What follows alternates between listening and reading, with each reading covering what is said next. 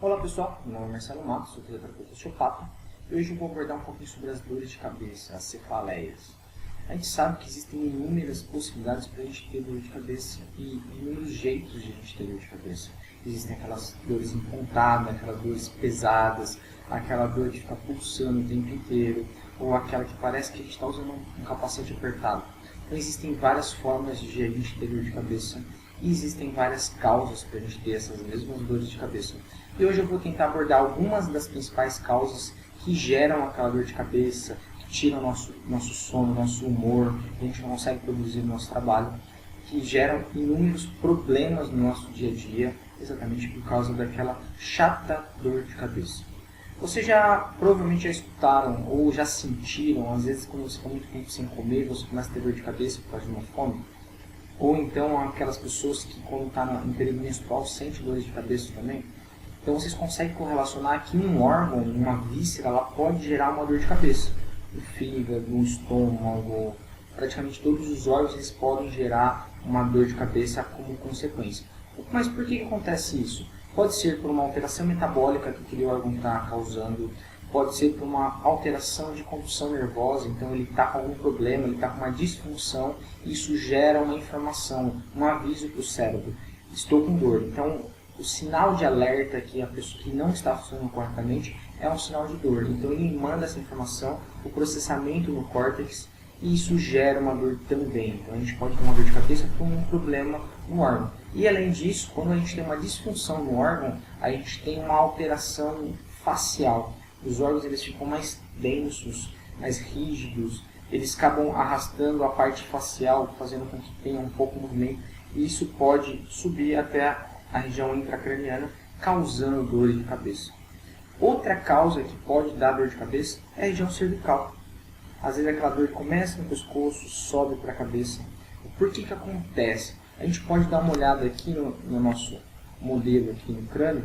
A gente tem a parte aqui sem musculatura e com musculatura. Eu vou falar depois das dores musculares, as dores tensionais. Mas primeiramente a dor cervical. A gente está vendo aqui a parte superior, aqui a primeira vértebra, a segunda e a terceira, que são as principais vértebras que podem gerar dor de cabeça. Então qualquer alteração dessa região, principalmente a região de cervical alta, ela pode gerar dores de cabeça. Por que ela pode gerar dores de cabeça? Porque existem vários nervos que saem desses níveis que vão para a cabeça, principalmente para a região posterior e superior do crânio. Então a gente pode ver aqui essas linhas mais amareladas aqui, ó, são todos os nervos que saem da região cervical, que vão para a cabeça e inervar toda a região do couro cabeludo, os ossos, toda a região, toda essa região. Então qualquer alteração de tensão muscular, de alteração mecânica da região cervical, esclerótomos, miótomos, toda essa região ela pode gerar dores na região cervical por causa de uma alteração mecânica, uma falha de posicionamento, uma tensão muscular que arrasta uma vértebra. Então toda essa disfunção dessa região ela gera também uma dor cervical, uma dor de cabeça. Outra causa são a parte muscular, que são as causas, as dores de cabeça tensionais. Esses músculos eles entram em espasmos ou eles ficam sensíveis, e isso gera uma dor. Então existem várias formas, várias causas para que isso ocorra. Então toda essa musculatura que envolve o crânio, que faz parte de toda a cascata do crânio, tanto do crânio quanto da região facial, qualquer tensão naquela região, aumento de sensibilidade daquele músculo, ele gera uma dor, normalmente pressão, aquela dor em aperto, que persiste por um longo período.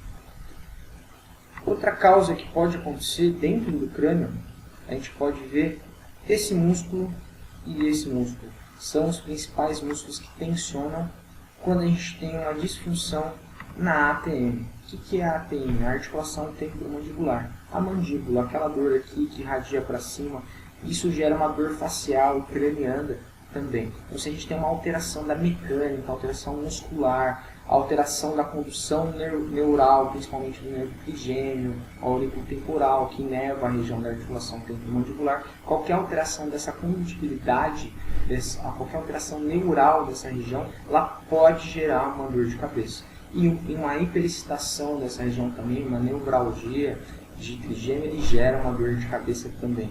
Então toda essa região de ATM, a musculatura, essa musculatura que fica bem embaixo aqui, ó, ilioídeo, todo supra-ilioide, do osso ilioide, que é esse ossinho aqui, toda a região aqui, ela pode aumentar a tensão e gerar alterações na ATM, que geram dores de cabeça também.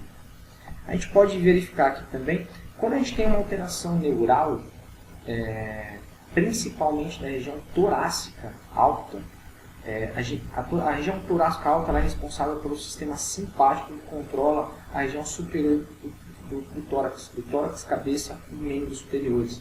Então, qualquer alteração do sistema simpático ele pode alterar a contração do vaso da artéria. Então, ele pode espasmar a musculatura da artéria, diminuindo a luz, fazendo com que chegue menos sangue para a região craniana. Então, uma alteração na região torácica ele pode ter essa consequência. Ou então, qualquer espasmo muscular perto da artéria, ele pode comprimir um pouco a artéria e diminuir a vascularização para o crânio, para o cérebro. E isso faz com que o cérebro mande uma informação, tem alguma coisa errada acontecendo.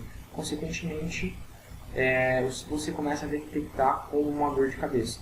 Então, qualquer alteração da condução neural para as artérias, principalmente aqui a gente consegue ver a artéria vertebral e a carótida. Então, toda a alteração do sangue para essa região gera também. E o contrário também é real. Se o sangue ele não consegue sair do crânio, começa a ter uma estase sanguínea dentro do cérebro, dentro do crânio, ele pode modificar a pressão, pode comprimir algumas regiões. Então, se o sangue não consegue voltar, por que ele não consegue voltar? Normalmente por um aumento de tensionamento muscular. Os músculos ou a região onde a veia passa, se tiver uma alteração facial, ele diminui a luz do forame e comprime essa veia. Então esse sangue ele não consegue sair da cabeça. Então isso também pode gerar dores. Esse nervinho aqui é um nervo extremamente importante, que é o nervo vago. Ele controla toda a parte parasimpática dos órgãos superiores do tórax e superiores do abdômen. Então qualquer alteração desse nervo, a gente pode ter uma dor de cabeça associada com vômito, associada com alguns outros desconfortos. Então, por quê? Porque comprime esse nervo.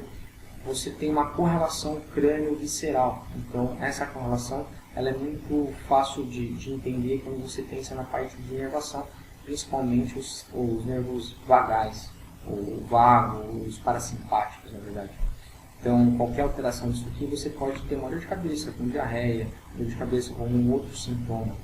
Dentro do crânio também, na osteopatia, isso é uma discussão que ocorre entre a medicina, porque a gente tem as suturas. Entre um osso craniano e o outro, a gente tem as suturas. Aqui a gente encontra o frontal e aqui o parietal, e no meio dele a gente tem as suturas.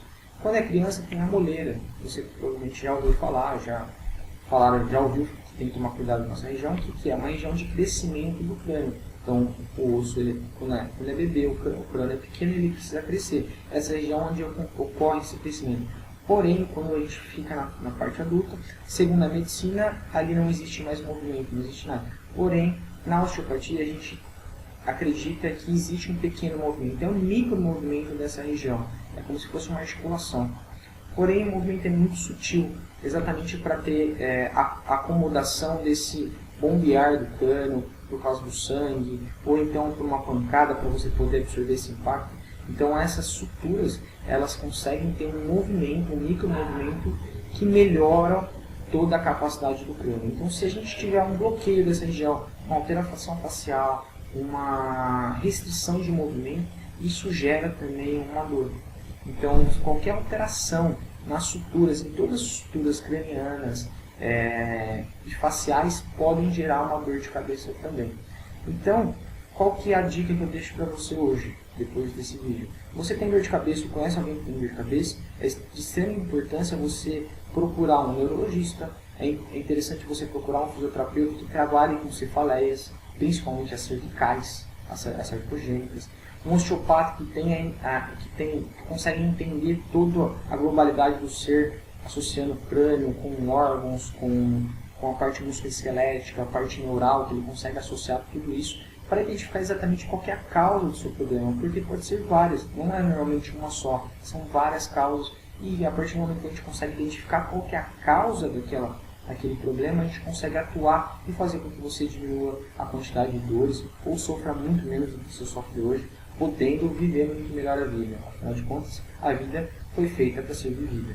Gostou do vídeo? Tem alguma dúvida, alguma pergunta, algum elogio? Escreve aqui embaixo, dê um like aqui, compartilhe, se inscreva no canal e a gente vai ter muito mais conteúdo para você sobre saúde, como a osteopatia vê as doenças, como é o tratamento osteopático.